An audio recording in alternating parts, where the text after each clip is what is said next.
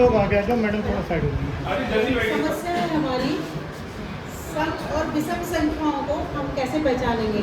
First of all हम जब class में एंट्री करेंगे तो आप सब लोग जानते ही हैं कि एज ए शिक्षक हम गुड मॉर्निंग या गुड नून करते हैं, उसके बाद में बच्चे को थोड़ा सा कंफर्टेबल फील कराते हैं और उसको जो उसका वातावरण है उससे परिचय कराते हुए ही हम अपने सब्जेक्ट की ओर ले जाते हैं। ठीक है, तो यहाँ पर जब हम उसे अपने सब्जेक्ट पे मैथ्स पे आएंगे हम, तो पारिवारिक जो उसका समावेश है या उसके आसपास का पेड़ पौधे हैं, काउंटिंग जैसे मान लो हमें सिखानी है फर्स्ट ऑफ ऑल, क्योंकि हमारा सम विषम का सब्जेक्ट बाद में है, पहले हम उसे काउंटिंग पे लाएंगे, मतलब कैसे सिखाएंगे गिनतियों को। तो वहाँ पर गिनतियाँ बताएंगे कि आपके परिवार में कितने सदस्य हैं, कितने भाई बहन हैं, तो बच्चा थोड़ा सा आपसे फैमिलियर फील करेगा और उसके बाद में वो स्टार्ट करेगा क्या है। तो यहाँ पर जो सम है हम उसे बताएंगे कि जो एक और एक दो सम जो होते हैं वो जोड़े वाला होता है, यानी कि आप बच्चे भी खड़ा करके बता सकते हैं। दो बच्चे हम सेलेक्ट कर लेंगे, हमने यहाँ प्रेजेंट भी किया है बच्चों को, कि जो बच्चों में आपस में फ्रेंडशिप हो, पेयर बन जाए, वो सम है।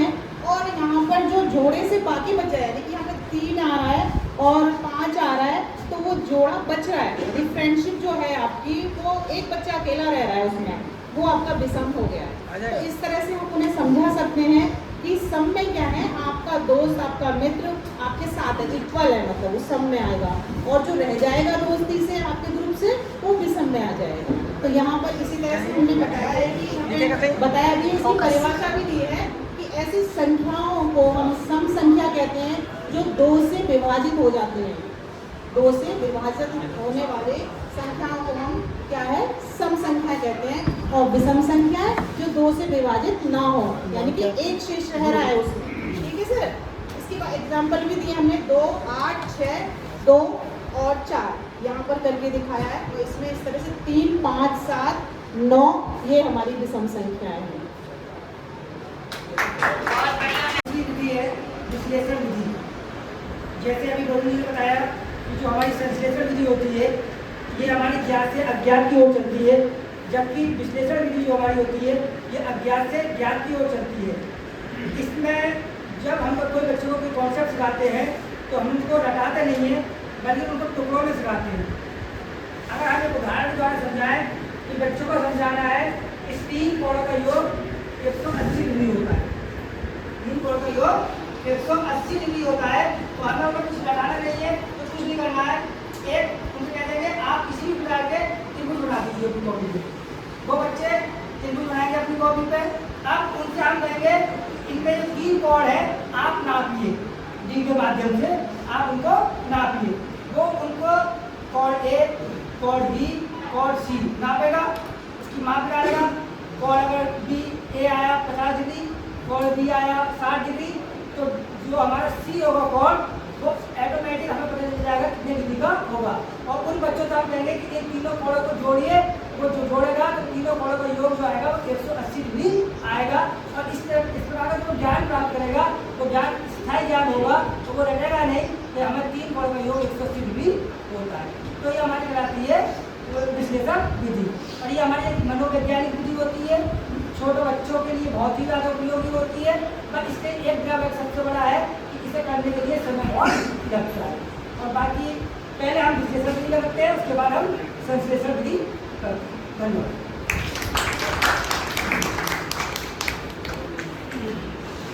और कक्षा 3 के लिए प्रशिक्षण लगाया गया है, लेकिन 3 से 5 तक भी चलता है। हमारा शिक्षा विधियों की बात चल रही थी, सभी ने विद्वान साथियों ने हमारे अलग अलग शिक्षण विधियाँ बताई और बहुत सारी शिक्षण विधियाँ हैं। शिक्षण विधियाँ लिखित में अलग हैं, जबकि धरातल पे विधियों का संचालन हम अलग तरह से करते हैं। जैसे एक अनुसंधान विधि है, अनुसंधान विधि का मतलब ही आप समझ रहे हैं कि खोज विधि। यहाँ विद्यार्थी पूर्व ज्ञान चिंतन परीक्षण तथा तर्क शक्ति आदि द्वारा खोज करता है। यहाँ विभिन्न आयाम बच्चों को दिए जाते हैं और बच्चा स्वयं से अपनी समस्या निपटाने की कोशिश करता है। इसमें शिक्षक जो है माहौल क्रिएट करता है बच्चे के सामने। इस विधि में शिक्षक विद्यार्थी के सामने समस्याएं पेश करता है तथा छात्र उस पर समस्या से स्वयं निकलने का प्रयास करता है।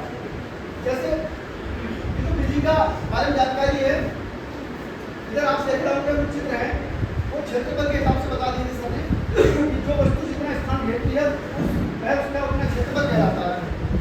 वर्गमूल एक वर्ग से विकर्ण भुजा की माप है, वो सर ये बताएंगे थोड़ा इसके बारे में। गतिविधि का जो केंद्र है वो छात्र है, और चूंकि पहले हमारा शिक्षक केंद्रित शिक्षण था, अब छात्र केंद्रित शिक्षण है, तो हमारे केंद्र बिंदु में हर समय छात्र ही रहना चाहिए। और बाकी सब बताएंगे।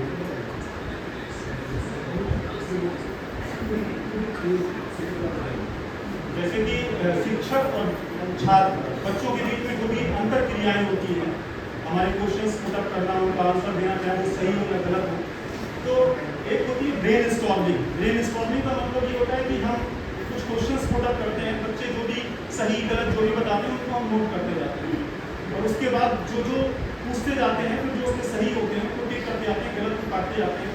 तो ऐसे करते करते करते हम जो है गलत से सही की ओर जाते हैं। तो हमने एक वर्ग बनाए हैं, वर्ग में हमने उनसे पूछा है कि भाई ये हमने एक वर्ग बना दिया, तो इससे थोड़ा बड़ा बना दिया, तो इससे बड़ा बना दिया, ऐसे करके हमने वर्ग बनाए। एक डायमेंशन ले ली, फिर दो डायमेंशन ले ली, फिर तीन ले ली, फिर चार ले ली। तो हम सभी जानते हैं कि वर्ग और वर्गमूल दोनों विपरीत क्रियाएं हैं। भाई वर्गमूल जो है, वर्ग का वर्गमूल करने पर 4 का वर्गमूल 2 आएगा, 2 का वर्ग करने पर 4 आएगा, दोनों विपरीत अंतर क्रियाएं हैं। तो इस तरह से हम बच्चों को बना सकते हैं कि जिनकी एक भुजा है और इनका जो अगर हम ऐसे मिलाते हैं तो जो बीच की लाइन होती है उसको हम विकर्ण करते हैं, क्योंकि ये कर्ण एक तिरछी रेखा होती है और ये √2 होती है पाइथागोरस की थ्योरम से। और जब हम आगे नेक्स्ट आएंगे तो हम इसी उसमें हम कह सकते हैं अल्टरनेटिव ये 2 अगर होगी तो ये 2 होगी, 3 होगी तो 3 होगी, 4 होगी तो 4 होगी, और अगर हम भुजाएं 5 ले लेंगे तो विकर्ण हमारा 5√2 आएगा। तो इस तरह से हम इनको बता सकते हैं, उनके तार्किक ज्ञान, उनकी खोज छोटी है, उनके अंदर से निकाल के एक अनुसंधान विधि के द्वारा उनका अध्यापन किया जाता है। ये विशेषता ये है कि ये जब जैसे बच्चे का स्तर ऊपर उठाएगा तब इस विधि को हम लागू करेंगे।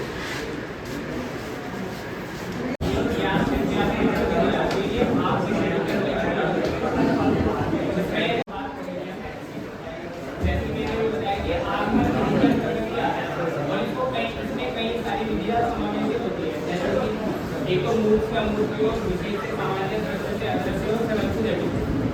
ये इनके नाम अलग अलग है लेकिन काम लगभग लगभग सभी के एक ही है। अब जैसे कि हमारे स्कूलों में जो बच्चे कक्षा 1, 2, 3 के आते हैं, जिनको बिल्कुल बेस से ही लेके ज्ञान से बोलते हैं, हम क्या करते हैं, बच्चे का जो स्कूल ज्ञान होता है, स्कूल ज्ञान के आधार पर ही हम उसमें जो शिक्षण विधि होता है, जो गणित जो शिक्षण होते हैं, हम उनको कार्यक्रम को आगे बढ़ाते हैं। जैसे कि अब बच्चे अपने घर से आते हैं, जैसे कि अभी मैम ने बताया था कि जब बच्चे स्कूल में आते हैं और जब टीचर पढ़ाने जाता है तो पहले तो एक माहौल बनाया जाता है क्लास में, ताकि बच्चे भी अपने आप को सहज महसूस कर सके और टीचर तो सहज नहीं लेकिन बच्चे ज़्यादा सहज महसूस कर सके। तो हम अपने शिक्षण की शुरुआत अगर इस विधि से करते हैं तो हम इसमें बहुत सारी बातें बच्चों से पूछ सकते हैं, जैसे कि आज हम अपने घर से आए, क्योंकि उनको कुछ बेसिक चीज़ें पहले से पता होती है। अब हम इसमें जोड़ने की और गिनती की अवधारणा लेके चलेंगे तो हम उनसे बोलेंगे तो आप रास्ते में जब आए तो आपने कितनी गाय देखी, कितनी भैंस देखी, तो बच्चा पैसे तो बता देगा क्योंकि उसको मुंह जोड़ में करके देखा है, जोड़ का अभ्यास जो बच्चे को इसके द्वारा कराया है। वही बच्चे जो 8 और 5 जैसे यहाँ है, इन क्रिया को ले लो, उसमें से लोग करके 10 का बंडल बना करके जहाँ आप जो है कहीं भी बता सकते हो, बाकी जो है इकाई पर जो है इकाई है, तो बच्चे के लिए है जोड़ का अभ्यास कराने के बच्चा जो जोड़ खुद से करके जो है सीख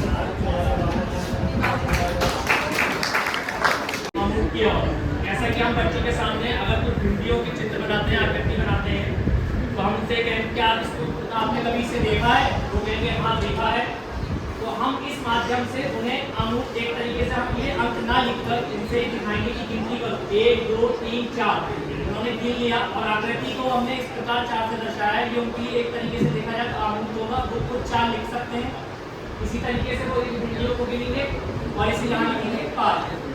अब हमारा अगर हम ये मान लें कि बच्चे को ये सब आता है, ये मूर्ख की चीज हो गई, तो इन्हें जोड़ने पर क्या बनेगा, वो संख्या उनके लिए अमूर्त है।